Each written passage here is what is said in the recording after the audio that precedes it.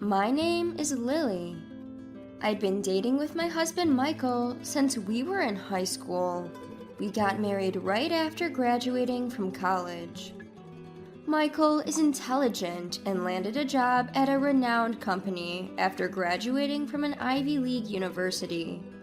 He's tall, handsome, and I've always been proud to call him mine. People would often tell me, "You're so lucky, Lily." But being together for so many years since high school, I began to wonder if love could fade. Michael's behavior had noticeably changed recently.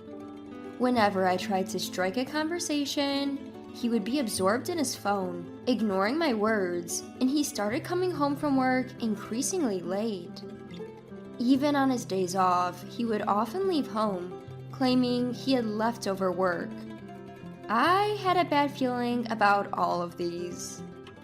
The confirmation of my suspicions came when I went out for lunch with a friend on one of my off days. That day, as usual, Michael left the house early in the morning, saying he hadn't finished his work and left me alone. I complained about Michael's recent behavior to my friend, and she reassured me saying, "I'm sure Michael is just busy with work." While we were having lunch at a trendy cafe terrace, my friend suddenly exclaimed, "Oh, isn't that Michael over there?" Following my friend's gaze, I saw Michael indeed. He was supposed to be at work, but there he was. He looked like he was waiting for someone, glancing around nervously. This place was nowhere near his workplace. As I watched him with a sense of unease stirring within me, a woman rushed over and hugged Michael without any hesitation.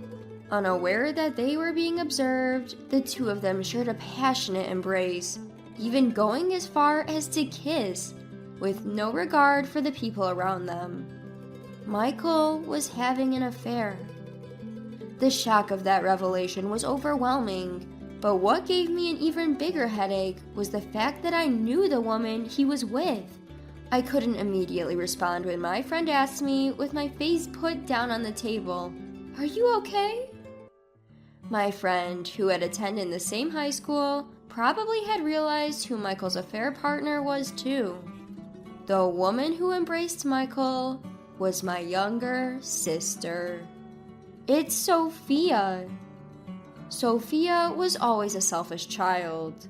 She would always snatch my toys, and when I got angry, she would cry and lie, "Lily's bullying me." I never understood why she was so twisted, but Sophia always picked on me in various ways. One of the reasons why I married Michael right after graduating from college was because I didn't want to live with Sophia anymore. I can't believe that Sophia was having an affair with Michael. Feeling shocked and hurt, I was comforted by my friend and made my way back home. My friend had been very worried about me, but I reassured her, saying, "I'm fine. I'm going to divorce Michael anyway." And then we parted ways. Until Michael returned home, I spent my time in our house, curled up on the sofa, without turning on any lights. I couldn't clearly tell if the tumult of emotions inside my chest was sadness, regret, or perhaps anger. Michael came home late at night without even an "I'm home" greeting when he entered. When I stood up abruptly in the darkness, Michael grimaced, saying, "Whoa, you scared me. Don't do that." "Michael." "What now? I'm tired from work. I'm going to take a shower and go to bed." "I saw you today in the afternoon.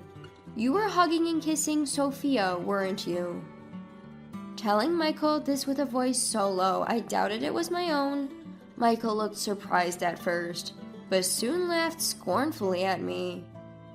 "Haha, the cat's out of the bag, huh? Yes, I've been cheating on you with Sophia.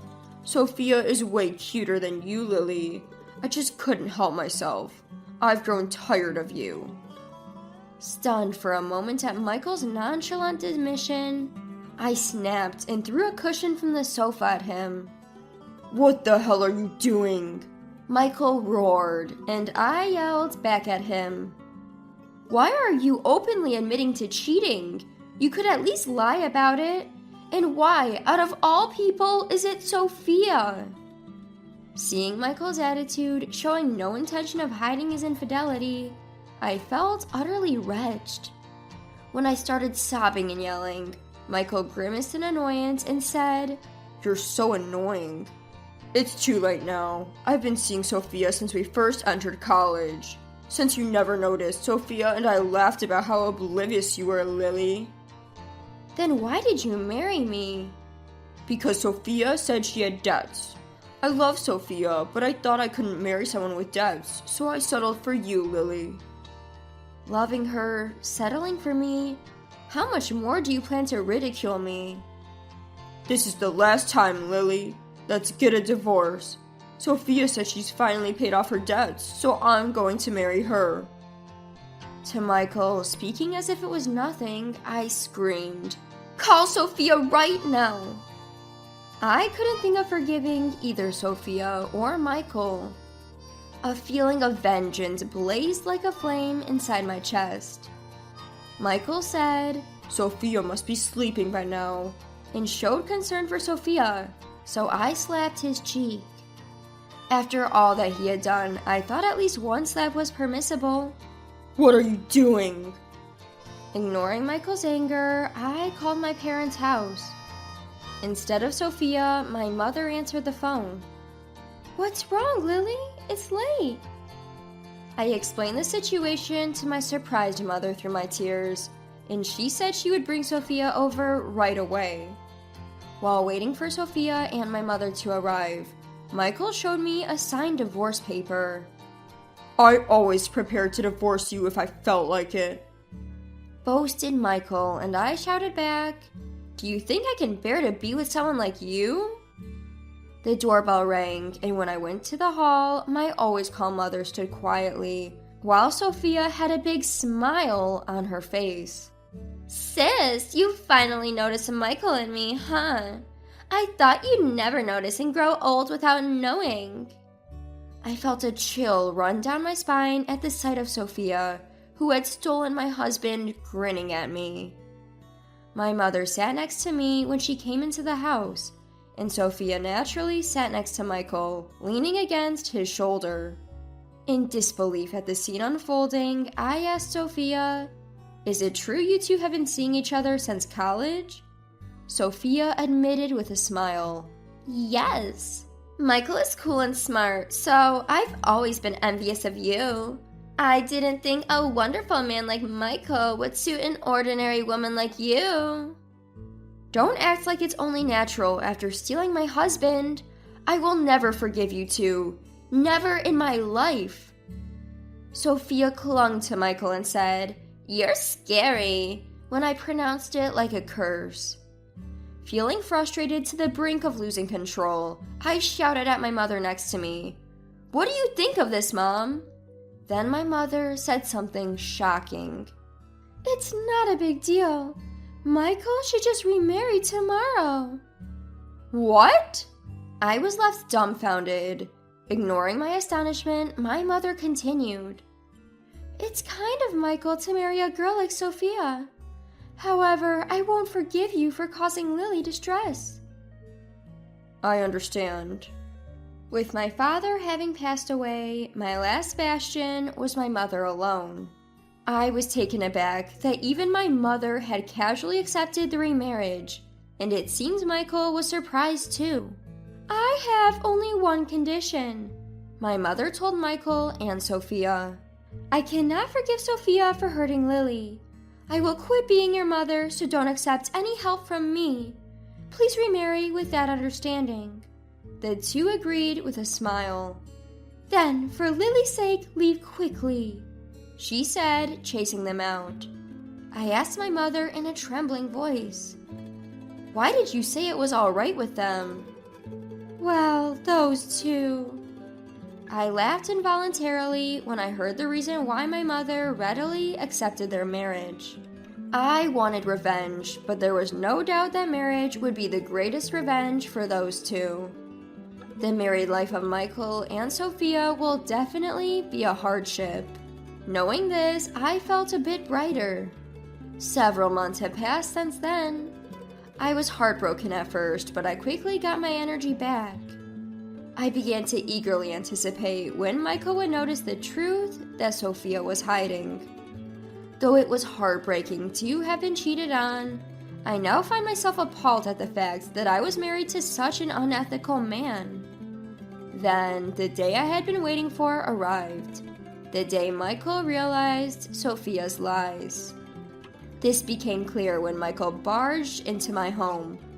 Hey, help me! In the middle of the night, he was frantically ringing my doorbell, crying out for help. When I asked through the door, "What's going on?" Michael exclaimed through his tears, "Sophia is chasing me with a knife!" It must have been truly horrifying as Michael, sobbing, relayed the situation. He had realized the lie Sophia was telling just a few days before. Yes, Sophia's debt repayment was nowhere near completion. Sophia, who adores dressing up, would impulsively buy any clothing or accessories she wanted, even if it meant going into debt. Yet, Sophia hated working and was always out having fun, so her mother had been paying off all Sophia's debts until she married. After marrying Sophia and realizing this truth after some time, Michael was furious at being lied to. At first, Sophia cried and apologized, but it seems Michael vented his pent-up frustrations at her. Sophia was incapable of doing any housework, and the house was a complete mess. The house was filled with the things Sophia bought, and when Michael complained about Sophia spending all of his money, Sophia lashed out and brandished a knife. While listening to Michael's cries through the door, I calmly called the police. Of course, I reported that my ex-husband was causing a commotion at my doorstep, and it was frightening. Not to help, knife threatens Michael. When the police promptly arrived and restrained Michael, he screamed, "No, you've got it wrong. I'm being chased by Sophia with a knife." Unaware of the commotion, Sophia arrived, a knife in her hand. She broke into the scene in her worst timing, and she panicked. "Wait, what's happening?" Michael and Sophia were taken away in separate police cars. "I told you, those two could never be happy," my mother later said. "That's why I said it's a good thing." Sometime after, when I visited my parents' house and told them about the incident, my mother smiled and said that, just as my mother had predicted, Michael and Sophia were unable to lead a peaceful life and continued to have a major row even after being released by the police. Michael, who declared, "I will definitely get a divorce," and Sophia, who was after Michael's money and insisted, "I will definitely not get a divorce." Their opposing views clashed head-on, and the loud arguments soon had them back under police care. "My goodness, they're always causing trouble for the police," my mother sighed. After that, I led a peaceful life, and a few months after the incident, my mother informed me Sophia got a divorce. Sophia's shopping addiction did not break, and it seemed she had spent most of Michael's money by the time of their divorce. Sophia naturally returned to her parents' house, but my mother reportedly kicked her out, saying, "We're no longer family. You're a stranger now." Sophia has lost her place to stay, so now she is reluctantly working to pay off her debts.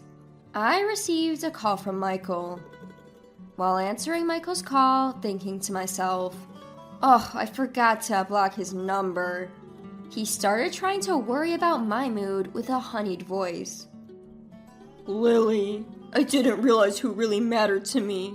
I think I continued dating you because my true feelings were always for you. I'll try my best to get your forgiveness, so please, be with me again." No, that's creepy. I realized you saw nothing when you cheated on me with Sophia, and I don't need you to tell me something I already know. I said just that with a cold voice, hung up, and then blocked his number. I thought this would be the last time to talk with Michael, but the next morning, as I left home from work, I was shocked to find him crouched outside my apartment. Lily! As soon as he spotted me, Michael, whose eyes lit up like a puppy's, once looked handsome to me, but now he seemed as repugnant as filth. I ignored him and started to walk away, but Michael started to follow me, saying, "I'll change my ways," and "I'll do anything to be forgiven." To that, I only gave him one answer. "I told you, didn't I? I'll never forgive you." Looking at Michael's stunned expression, I thought to myself, why does this idiot think he can be forgiven? And sighed deeply. If you follow me again, I'll have to call the police. If you don't like that, never enter my sight again. The fact that Michael had had a run-in with the police because of Sophia had become the talk of his workplace, and I knew it was making him uncomfortable. Michael had been on the career fast track, but now he is off the track because of Sophia. If he got into trouble with the police again, there's no doubt that he wouldn't be able to stay at his job anymore. Perhaps he understands it, so he hung his head when he heard the word police and stopped following me. Since that day, I haven't seen Michael. After a disastrous marriage, I spent several years thinking, I don't want to fall in love again.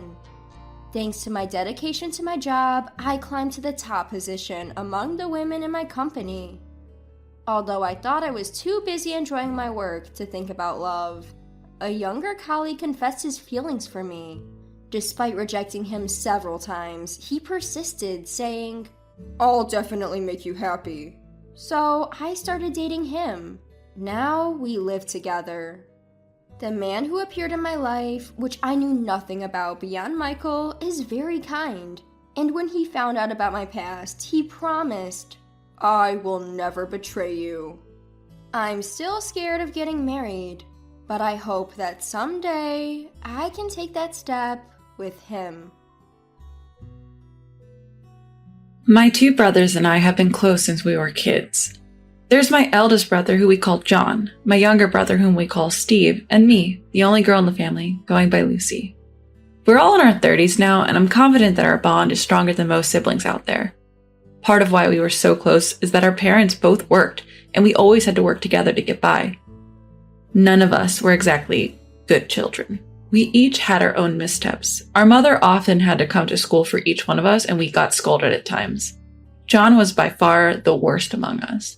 He was infamous in our hometown for being a troublemaker, and didn't bother with things like studying. He was always just goofing off and getting into trouble. Steve and I were different. Maybe it was because we had a cautionary tale right in front of us, but we both managed to avoid causing too much worry for our parents. We didn't attend any after-school tutoring and didn't put in much effort, yet we were always in the top 10 of our class. We probably just knew how to play the system. Lucy and Steve are doing great in school. Can't wait to see what the future holds. Maybe you'll take care of me someday. Just because you're good at studying doesn't mean you're guaranteed a successful future. I'll be the most successful one among our classmates. You just leave it to me. Usually the ones who say that are the first ones to get married and settle down. I'm betting on Steve. Even if I become successful, I'm not going to take care of you. We'd always get in these fun discussions. John was sloppy but had a kind heart and strong core. Steve was careful and responsible in everything he did. And then there was me, always pushing forward without thinking too much about the future. We made a great trio.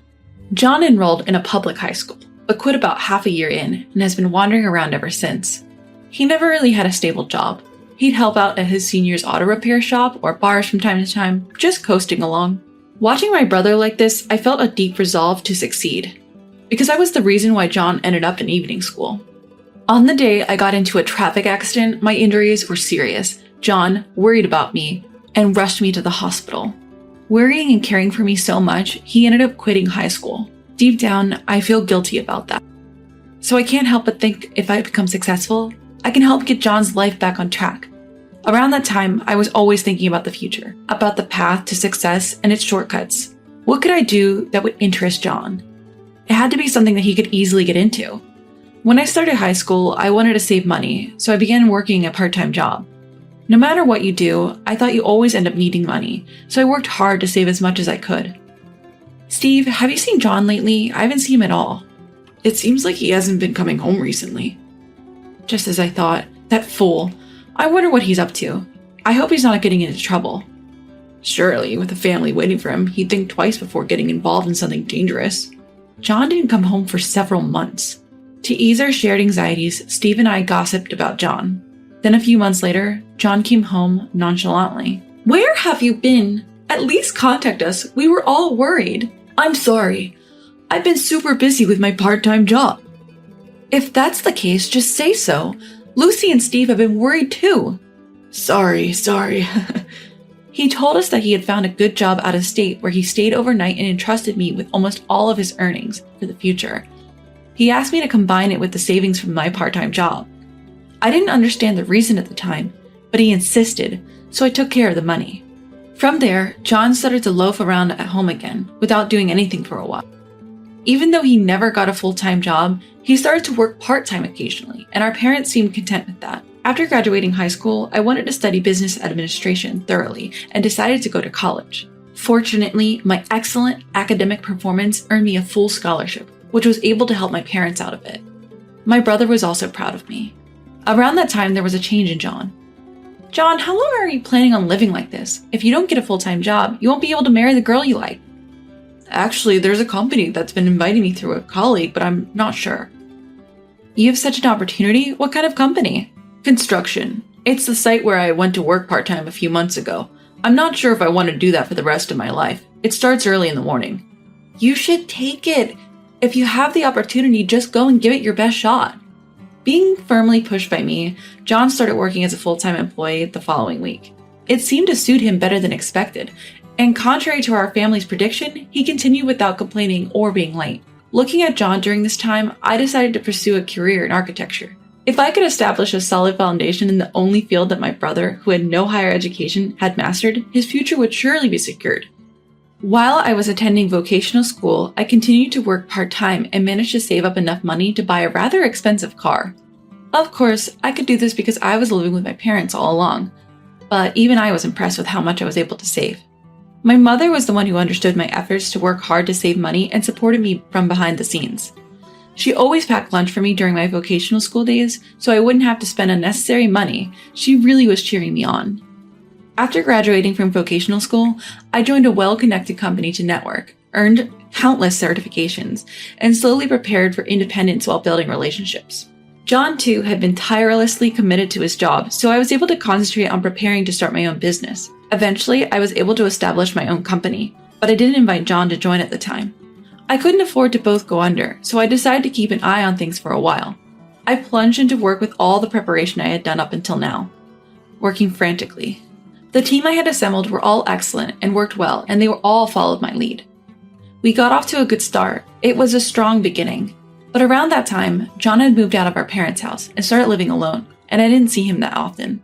I myself was busy, and I couldn't keep in touch often, but a year after starting my business, I officially offered him a position. John, my company is finally stabilized. I have something else I want to do next. I want to expand the business more. So I want you to lend me your power. Can you help me? There's nothing I can do. I want you to become the president of the current company and take command. What? That's impossible for me. You need to look at who you're talking to. I'm seriously talking to you with full consideration. Besides the money you entrusted to me a while ago, I used part of it as capital when I started the company. I persuaded John and assigned him a secretary who seemed to get along with him to learn all the necessary things. In this company, I became the chairman and took on the role of supporting John. Then I started preparing for the next venture. It was my original dream, to create mini cafes that are so cute and photogenic that they won't lose to anywhere else. This had actually been a dream of mine since childhood. I was excited to start without compromising anything, studying a lot about the restaurant industry.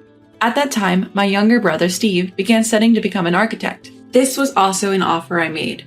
Buildings designed by Steve, with John in charge of construction. This was the ideal shape. Of course, it's my job to ensure we have enough work to sustain us. I have been preparing to actualize this plan in the near future.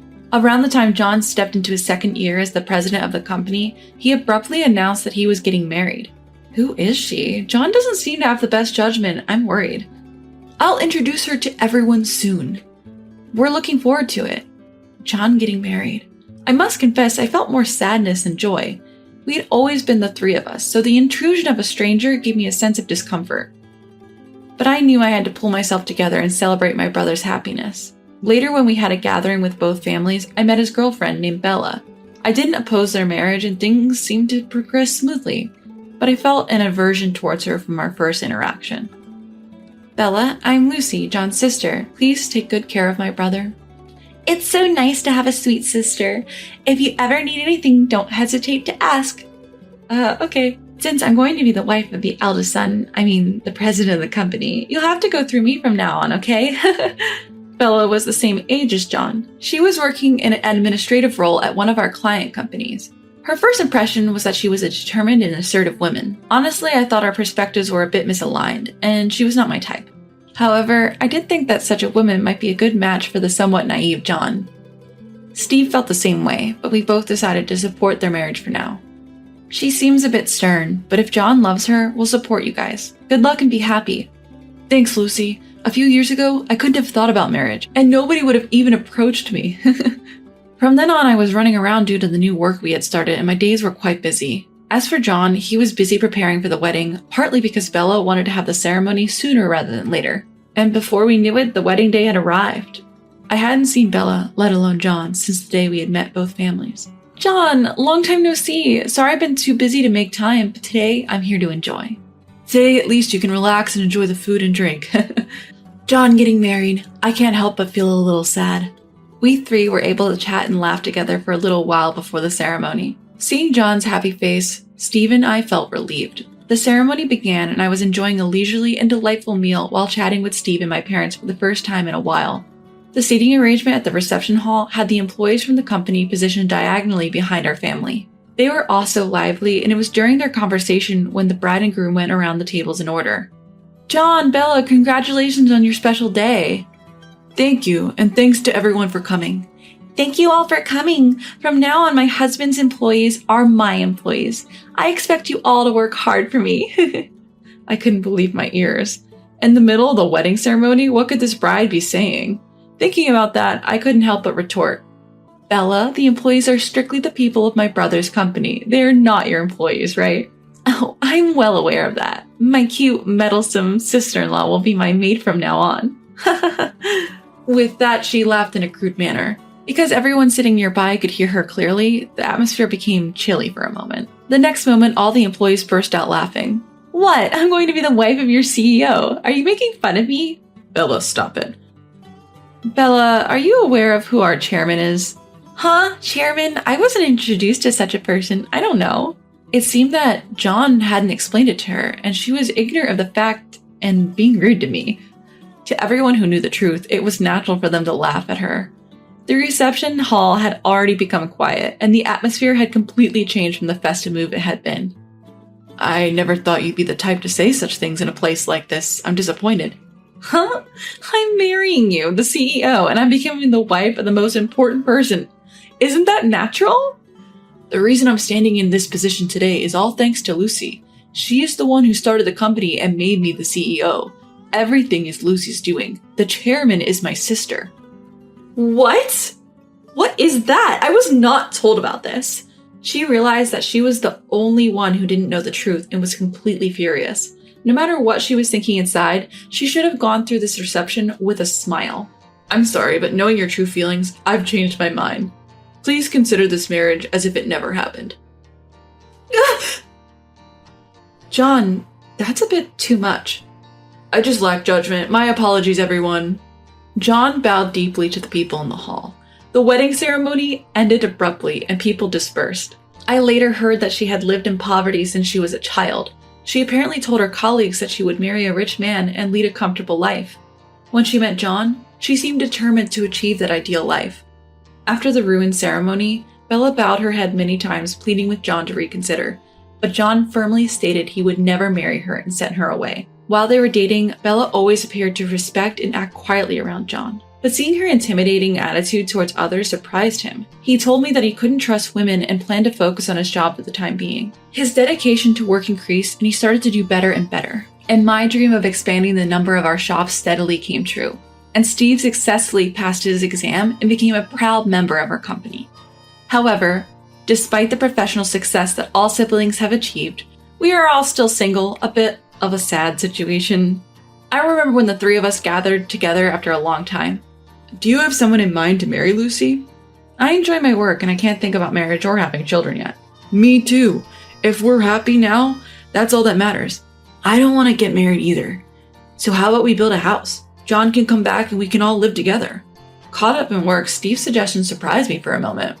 Over the years, we've been so focused on ourselves, it's time we repaid our parents and started looking after them. While the company's on track and has taken shape, we still need to work hard before we can declare it a success. Building a home as a base and starting from there together isn't a bad idea. I could easily agree with Steve's idea. Steve, that's great. What a great idea. Right? Steve, you handle the design. Lucy, you find the land. And I'll build a magnificent house. This was exactly the situation I had dreamed of, to achieve something with the three of us. We've been doing it since we were kids, but I always hoped we could continue this way into adulthood. My brothers and I. At that moment, I felt like there was nothing to fear in life ahead.